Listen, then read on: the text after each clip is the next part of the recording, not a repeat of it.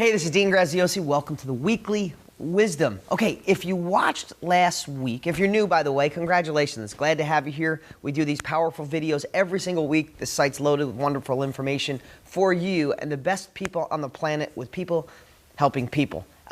If we don't have your name and email, up here in the corner, put your name and email, and I'll remind you about these blogs every single week. And plus, we'll give you some free training when you log in. If you didn't watch last week's video, because this is a part 2, so if you didn't watch last week's blog, I think it's over down in here. You can click watch last week's blog first. We're talking about, I'm a part of a group called Strategic Coach. It's mentoring that I get. I go to Toronto about 4 times a year and get mentored on how to be a better entrepreneur, a better thinker, better leader, how to be a better trainer to give you the wisdom to change your life. It's called the 10 Times Matrix. Dan Sullivan, the proprietor, the owner of the company, who I get personally coached from, said he feels this is 30-something years of work on one paper. If he passed away tomorrow, he said this would be the legacy he'd leave on to generations and generations after him and so many people. And it's the 10 Times Matrix, but it's basically the comparison between a scarcity mindset and an abundance mindset. Now, some of you asked, if you have a scarcity mindset, how do you start thinking abundance? Well, it's watching these videos every week. Everything we've been covering for years is slowly, like Kaizen, slowly giving you the tools to look over to the other side of abundance thinking and then start dabbling in it and then start living it. It's one step at a time. But in the next video or two, next week or the following week, I'll give you what I think is the quickest path to go from the scarcity mindset, which doesn't make you a bad person. It's the way we're brought up. Again, if you have parents or grandparents from the Depression, you're brought up with no money. If your spouse is that way, you might be surrounded by people with that scarcity mindset. It doesn't make you bad. It makes you the norm. But you don't want to be the norm. You're here because you want more. You want to be the minority that grows and powers through a down economy, a bad recession, negative conversation with an abundance mindset. I promise you, it all starts with your brain. What you think, what you say, what you feel, the questions and conversations going on in here is what ends up happening around you. So, last week we went over the top here, scarcity and abundance. You can see that in last week's video. I want to go over the bottom here where Dan Sullivan, this is his thing, it says resentfulness compared to resourcefulness. So let me read you what's under resentfulness. Behavior, growing personal unhappiness and dissatisfaction with daily life on the planet, where scarce necessities are increasingly controlled by the few. That's under resentfulness and the scarcity column. Compared to resourcefulness, where that same person with different thinking believes in increased excitement, skill, and achievement based on the unpredictable combining of individual capabilities to create greater resources and opportunities for many others. Isn't that what we're doing? We kind of talked about that last week. We're combining our skills, our knowledge, our wisdom. Every one of you is doing this here on DG.com. When you post what you're doing, you're putting it out in the world to combine thoughts, skills, ideas for a greater good, and that's your greater good. So let's get through the 3 on each side. If you're on the scarcity side, well, resentfulness, you hold a lot of envy, or people on that side hold envy, and that's continual self-comparison with better situations and the results of others, and resulting in anger at being deprived and disadvantaged. We've all felt that sometimes, haven't we? Why does that guy always get lucky? Why do these people on DG.com seem to have the deals fall in their lap? I tried the 25-to-1 system. It doesn't work. I tried real estate. It's not working for me. And my real estate agent was mean to me, and I don't think this worked. I'm not saying those things didn't happen. But when you shift your mindset as those failures, those things that didn't work, are just building blocks to success, you start going to the other side. Now, how you get rid of envy, the complete opposite thinking of envy on the resourceful side, on the abundance thinking, is gratitude. That's it. I mean, literally, you can't be envious if you practice gratitude. Gratitude is a profound and permanent sense of appreciation that the present and future global expansion offers unlimited support for personal self-empowerment, happiness, and growth. If we're grateful for everything around us, grateful for these videos, grateful to be alive during the bottom real estate market, grateful that we have a moment, an hour a day, an hour a week to start in real estate to a bigger path, if we're grateful for our children, our life, the air we breathe, gratefulness is like rock, paper, scissors. It crushes envy. Again, It's so great to have this on one sheet, but you know I've been talking about this stuff for years on these blogs, and this just proves to me once and for all that this is the path to your success. Okay, I'm sorry I'm making this video long. Let's go down to the next one. Under resentfulness, the scarcity side is jealousy. Jealousy brews when you live in a scarcity mindset.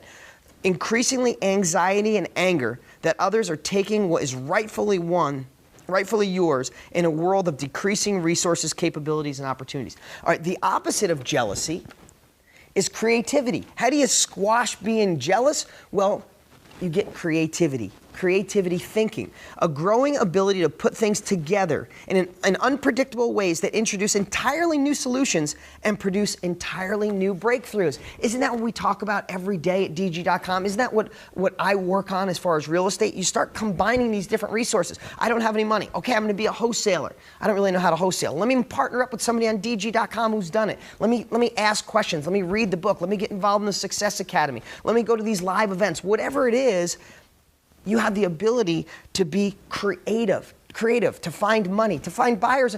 Listen, what do you think our wholesaling is? Our wholesaling is just being creative. If you don't have money and don't have credit, well, it doesn't mean you lay down and die. What it means is you got to be creative. How do we do that? Go make a list of buyers. No matter what you do, get out there and make a list of buyers, put them on your list, and go find them better deals than they can find themselves.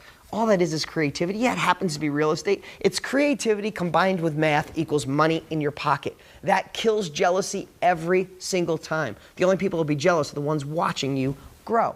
Okay, next one is indignation. Upset and outraged at the inequalities and unfairness that increasingly exist between those who have too much and those who have too little. Now, this sounds like I'm being political in here. I didn't write this, and maybe I wouldn't wrote it exactly like that, but it really does start when you have a scarcity mindset and you start building resentfulness. It's like a snowball, right? A snowball can fall down two sides of a hill. Think about it that way. You're on top of the hill. One side is an abundance mindset. One side is a scarcity mindset. The snowball only has to move an inch in either direction. And if it falls down the scarcity mindset, it grows and it gets bigger. And as things don't work out for you, as the bills get tougher, as life gets tougher, as you lose your job, a spouse is unfair to you, a friend takes advantage of you, some of you lent money, tells you to bite it, and you don't get your money back, right? The snowball starts to get bigger and bigger and bigger down the scarcity, resentful side. And it's hard to control. It really is. So you start thinking, wow, those people that have, and I'm that have not, why do they get lucky? Everything that's in this scarcity side. But what kills that, what nukes that makes you get the snowball little again and start on the abundance side so you can go down the right side of the hill is cooperation.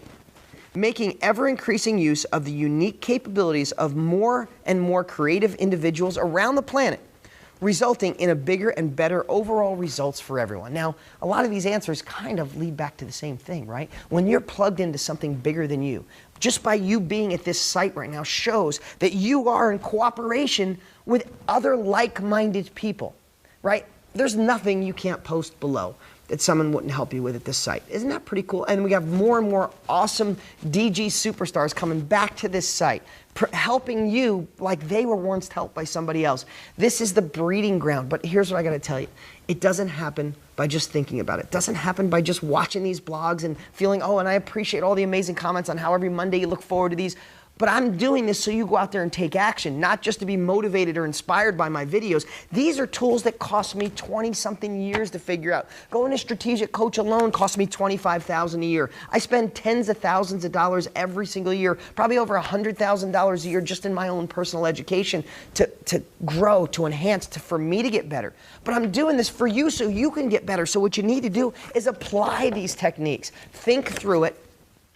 And know that in the next couple weeks, I will make sure I share ways to get rid of that scarcity mindset, to not, because remember, I said this last week, and this is so true, and you might have been feeling it. When I read some of these, you might have been saying, well, Dean, you got a lot of money. Things are going well for you. It's easy to be an abundant mindset when you got money.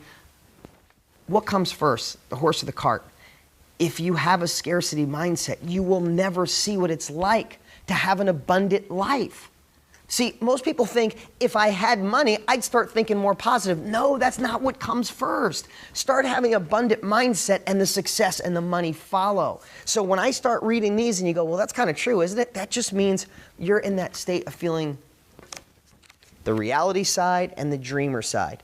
I'm just telling you, The money doesn't come first. Your mindset comes first. The money, the success, the life follows the abundant mind. So start thinking about where you're on the scarcity side. Start trying to combat it. Remember, if it's envy, beat it up with gratitude. If you're jealous, beat it up with creativity. Indignation, beat it up with cooperation. Okay? And I think a really powerful lesson. I know this is kind of a lot of information to absorb, but it's really powerful stuff. And before we go, a couple things. If you don't have my new book, I have to say it because we are getting amazing success from people reading my 30 Days to Real Estate Cash. I mean, it's probably the best book I've ever written. It's the thinnest one, but it's the best because it's the 30-day blueprint. If you didn't get it, click below and get that book in your hands. You're going to love it. And then I just want to do a quick shout out. If you remember right around Christmas or New Year's, I gave away a whole bunch of money to people in need. And so many here at this site saw that. Now, we got a lot of people that need it, and we gave a lot out, thousands and thousands of dollars.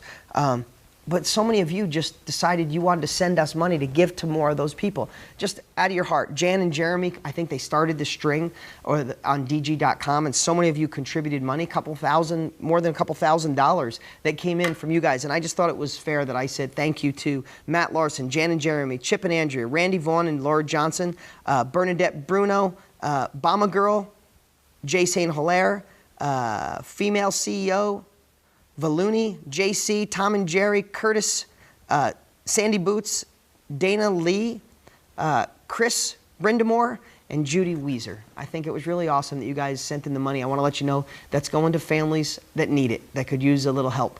And thank you so much for spreading the word. And thanks to everybody else for all the support, everything you do. And this was a long blog this week. Hope it sinks in. I'll talk to you soon.